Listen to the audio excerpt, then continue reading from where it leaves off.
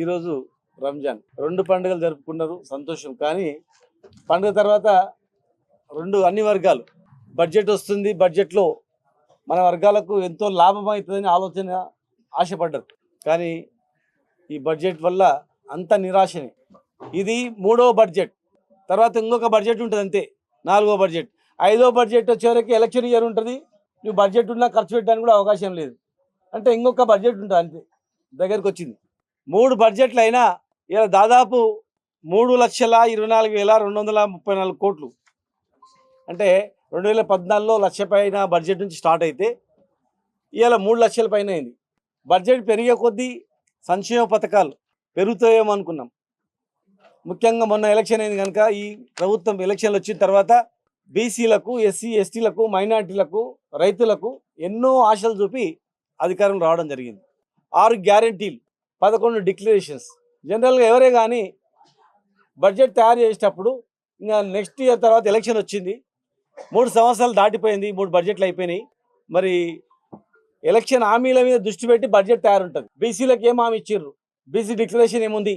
నిరుద్యోగులకు ఏం హామీ ఇచ్చిర్రు? ఏం డిక్లరేషన్? రైతుల డిక్లరేషన్ ఏముంది? మైనార్టీల డిక్లరేషన్ ఏముంది? ఎస్సీ ఎస్టీల డిక్లరేషన్ ఏముంది? అట్లా ఆలోచన చేసి ఆ డిక్లరేషన్ ప్రకారము, ఆ యొక్క గ్యారంటీల ప్రకారం తయారు చేస్తారు. ఇలా ఎంత మోసపూరితంగా ఉందంటే ఈ బడ్జెట్ అనేది. ఉదాహరణకు బీసీలో చూసుకుంటే ఇలా బీసీలు 56% బీసీలు. బీసీ డిక్లరేషన్ ఏముంది? సంవత్సరానికి 20,000 కోట్లు కేటాయించి 5 సంవత్సరాల్లో 1,00,000 కోట్ల బడ్జెట్ కేటాయిస్తామని అన్నారు. మరి 3 లక్షల పైగా బడ్జెట్లో ఎంత శాతం కేటాయించారంటే 3.45% బడ్జెట్. అంతకుముందు సంవత్సరం చూస్తే కూడా టోటల్గా ఇప్పటి వరకు ఖర్చు చేసింది 5,200 కోట్లు మాత్రమే. అంటే 3 బడ్జెట్లలో 60,000 కోట్ల బడ్జెట్ ఉండాల్సింది, కేటాయించాల్సింది 60,000 కోట్ల బడ్జెట్లో కేవలం 5,000 కోట్లు మాత్రమే ఖర్చు చేయడం జరిగింది.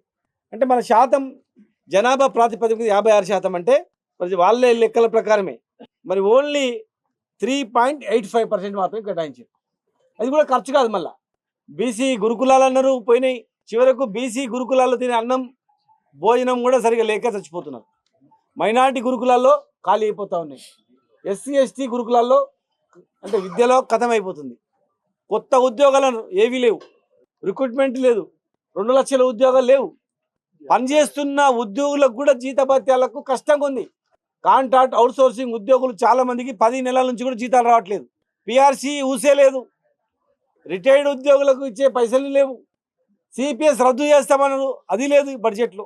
అంటే బీసీలకు గుండు సున్నా, ఎస్సీలకు గుండు సున్నా, దళిత బంధు పేరు మార్చి 12 లక్షలు వేస్తామన్నారు, లేదు. గిరిజనులకు కూడా సేమ్ మీకు కూడా ఇస్తామన్నారు, అది కూడా లేదు. మైనార్టీలకు ఆకాశం వరకు ఎత్తుకపోయారు, ఏమీ లేదు. మొన్నటి వరకు మంత్రి పదవి లేదు. మా ఇమాం మౌజోళ్ళకి ఇచ్చే జీతాలు కూడా పెంచుతామన్నారు, అది ఇవ్వలేదు, ఏది లేదు, ఏ స్కీమ్ లేదు. షాదీ ముబారక్ కళ్యాణ లక్ష్మి కింద 1,00,000 రూపాయలు ఇచ్చేది. తులం బంగారం ఇస్తామన్నారు, ఒక్క తులం బంగారం కూడా లేదు బడ్జెట్లో. ఒక్క తులం బంగారం కూడా లేదు బడ్జెట్లో. పుట్టిన పిల్లలకు కేసీఆర్ కిట్ ఇచ్చేది, పోనీ రాజీవ్ కిట్ అని పేరు పెట్టుకొని ఇస్తారనుకున్నాం, లేదు. సోనియా గాంధీ కిట్ అని పేరు పెడతారేమో అనుకున్నాం. ఉన్న కిట్టు కథమైపోయింది. ఇక 4,000 రూపాయలు ఆసరా పెన్షన్ ఇస్తామన్నారు. ఈ మహబూబ్నగర్లో ఉదాహరణకు 7,500 మందికి వచ్చేటి 200 రూపాయల పెన్షన్. మేము 20,000 మందికి 19,970 మందికి 2,000 రూపాయల చొప్పున 4 కోట్లు పర్ మంత్ ఇచ్చేది. మరి 2,000 4,000 చేస్తామన్నారు, బడ్జెట్లో లేదు. ప్రతి మహిళకు 2,500 అన్నారు, బడ్జెట్లో లేదు. రైతు బంధు కింద 12,000 చేస్తామన్నారు, మరి రైతులకు ఏం లేదు. రైతు బంధు పోయింది, 3 సార్లు 3 మింగేసిండ్రు, కొనేటోళ్ళు లేరు, కరెంటు సరిగా లేదు, రైతుల పేరు ఏం లేదు. కౌలు రైతులకు కూడా ఇస్తామన్నారు, పోయింది. కౌలు రైతులకు ఇచ్చేది లేదు, ఉన్న రైతులకే పోయింది, కౌలు రైతులకి ఎక్కడ. జర్నలిస్టులకు ఏదో ఇస్తామన్నారు, ఏది లేదు. అసలు ఎవరి గురించి ఈ బడ్జెట్ అనేది? బీసీ సప్లాన్ అన్నారు, ఏమైంది బీసీ సప్లాన్? బీసీ మంత్రిత్వ శాఖలలో బీసీలను చిన్న చూపే. 42% మంత్రి పదవులు ఇస్తున్నారు, లేదు. 42% కార్పొరేషన్ చైర్మన్లు ఇస్తున్నారు, లేదు. నామినేటెడ్ పదవులు ఇస్తున్నారు, లేదు. కనీసం మీ పార్టీలో జెండా మోసినోనికి బీసీలకు, ఎస్సీలకు, ఎస్టీలకు ఇస్తారు, అది కూడా లేదు. మైనార్టీలకు ఒక స్పోర్ట్స్ శాఖ ఇచ్చిర్రు అంతే, మైనార్టీ వెల్ఫేర్ని వాళ్ళు పట్టించుకుంటే లేరు. అన్నం పెట్టి రైతుకు ఇలా దిక్కుతో స్థితిలో ఉన్నాడు. పరిశ్రమలో రైతు పంటలు బాగా వండేటివి, కరెంట్ ఉండేది, గిట్టుబాటు ధర ఉండేది, రైతు బంధు టెన్షన్గా పడేది, టైం కాగానే ట్యూబ్ టింగ్ టిక్ టిక్ అని చెప్పి ఎక్కడి నుంచి స్టార్ట్ అవుతుండే టికా టికా టికా అని వాళ్ళు కూడా టకా టకా అన్నారు, మొత్తం పోయింది. మరి డబ్బులు ఎక్కడ పోయినట్లా? 3,75,000 కోట్ల అప్పు తెచ్చినామన్నారే, 3,75,000 కోట్ల అప్పులో ఏం చేసిండ్రు? ఏ ఒక్క ప్రాజెక్ట్ ఉందా చెప్పండి? మేము తెచ్చిన దానిలో ఎన్నో ఉన్నాయి చెప్పుకోవడానికి. హాస్పిటల్ కట్టించినాం, మెడికల్ కాలేజ్ కట్టించినాం, 1000 గురుకులాలు బీసీ ఎస్సీ ఎస్టీ మైనార్టీ 1000 గురుకులాలు కట్టించినాం, ఓపెన్ చేసినాం, బిల్డింగ్లు కట్టించినాం, కొన్ని ప్లేస్లలో కలెక్టరేట్లు కట్టుకున్నాం, రిజర్వాయర్లు కట్టుకున్నాం, కరెంటు ఉత్పత్తి పెంచుకున్నాం, పెట్టుబడిలాగా తెచ్చినాం. మేము అప్పు తెచ్చి పెట్టుబడి తెచ్చి సంపదను పెంచినాం. బాబునగర్లో 1000 రూపాయల గజం దొరికేది, మరి మేము పోయే వరకు 20,000 30,000. అంటే ఈ ఇన్ఫ్రాస్ట్రక్చర్ డెవలప్ చేసినందుకు సంపద, వాళ్ళ ఓన్ సంపద కూడా పెరిగిపోయింది, ఓన్ ప్రాపర్టీ వాల్యూ కూడా పెరిగిపోయింది, విలువ పెరిగింది. మరి మీరు వచ్చిన తర్వాత, ఈ ప్రభుత్వం వచ్చిన తర్వాత విలువ పెరిగిందా తగ్గిందా ఆలోచన చేసుకోండి. గజం భూమి 2023 డిసెంబర్ తర్వాత పెరిగిందా తగ్గిందా ఆలోచన చేసుకోండి. వ్యవసాయ భూమి, ఎకరా భూమి ధర అప్పటికి ఇప్పటికి పెరిగిందా తగ్గిందా ఆలోచన చేసుకోండి. కరెంటు అప్పటిలాగా ఉందా పోయిందా ఆలోచన చేసుకోండి. గురుకులాల్లో భోజనం ఎందుకు చనిపోతున్నారు? కలుషితమైన ఆహారం తిని, ఆలోచన చేసుకోండి.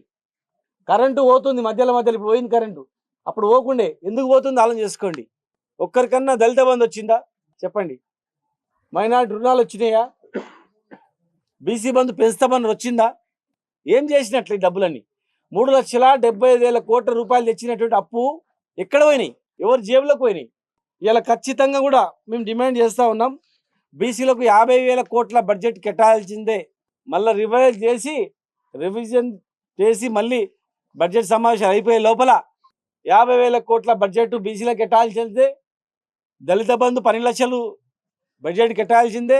ఎస్టీలకు ఇస్తున్నటువంటిది వాళ్ళకి కంపల్సరీ ఎస్టీ సప్లాన్ చేస్తామని ఇవ్వాల్సిందే. మైనార్టీలకు సపరేట్గా సప్లాన్ చేస్తామన్నారు, ఇవ్వాల్సిందే ఖచ్చితంగా కూడా. ఇవేమి ఇవ్వకుండా ఉత్తి అంకెల్ గారెడ్డి చేస్తే కాదు. మీ ఫ్యూచర్ సిటీల వల్ల ఈ వర్గాలకు లాభం అవుతుందా? మూసి ప్రక్షాళన వల్ల ఈ వర్గాలు ఏమన్నా ఉపయోగపడతాయా చెప్పండి? మూసి ప్రక్షాళన చేసుకోండి, ఇవన్నీ చేసుకోండి.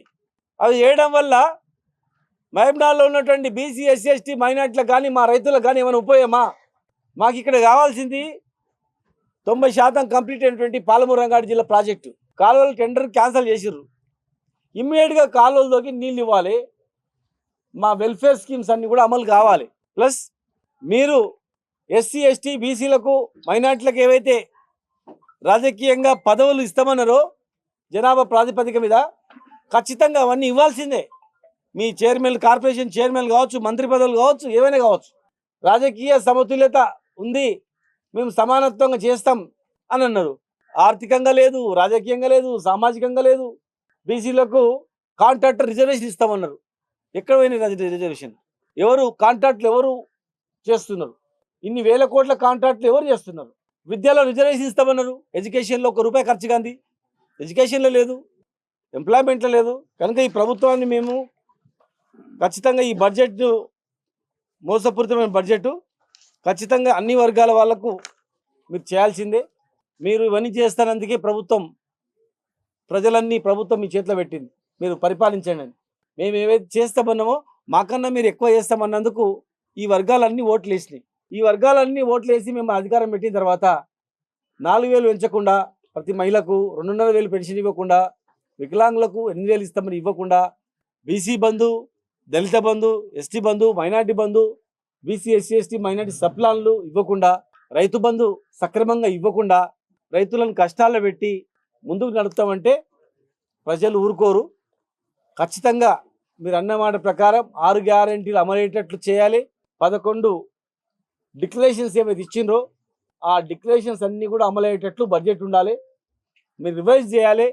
చేయకుండా కేవలం ఫ్యూచర్ సిటీ, మూసి ప్రక్షాళన అని చెప్పి ప్రజలకు, సామాన్య ప్రజలకు ఉపయోగపడేటువంటి పెడితే మాత్రం ప్రజలు క్షమించరు.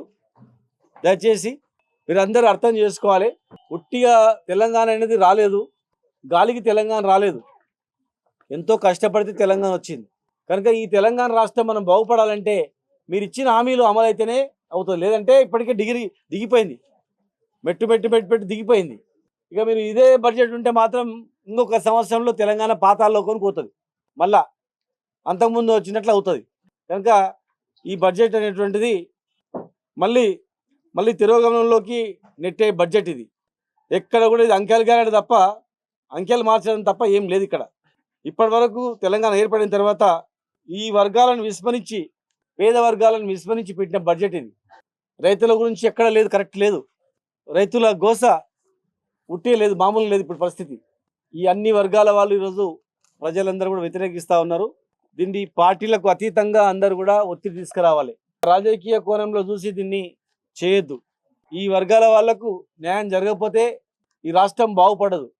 ఈ వర్గాలు బాగుపడడానికే కేసీఆర్ గారి నాయకత్వంలో మేమందరం కూడా కొట్లాడి జైళ్ల పాలై కన్నా కష్టాలు పడి రాష్ట్రం తెచ్చుకొని ఒక్కొక్కటి డెవలప్ చేసుకుంటే ఈ మహబూబ్నగర్ను, తెలంగాణను ముందుకు తీసుకెళ్ళినాం. 2023 తర్వాత ఏ రంగంలో అభివృద్ధి చెందింది చెప్పండి, ఏ రంగంలో అభివృద్ధి చెందింది? బడ్జెట్ పెరిగింది తప్ప, బడ్జెట్ 1 లక్ష బడ్జెట్ పెరిగింది తప్ప లాభం ఎవరికైంది చెప్పండి? ఏ వర్గాల వల్ల లాభం చెప్పండి? ఏ వర్గాల వాళ్ళు అభివృద్ధి చెందింది? 3,75,000 కోట్ల అప్పు తెచ్చి ఈ వర్గాలకు మీరు పెట్టకపోతే ప్రజలు క్షమించరు. ఖచ్చితంగా అందరూ ఒత్తిడి తీసుకొచ్చి మరి ఆ వర్గాలకు ఇచ్చిన హామీ నెరవేరేటట్లు బడ్జెట్లో పొందుపరిచేటట్టు చేయాలని చెప్పని. Thank you.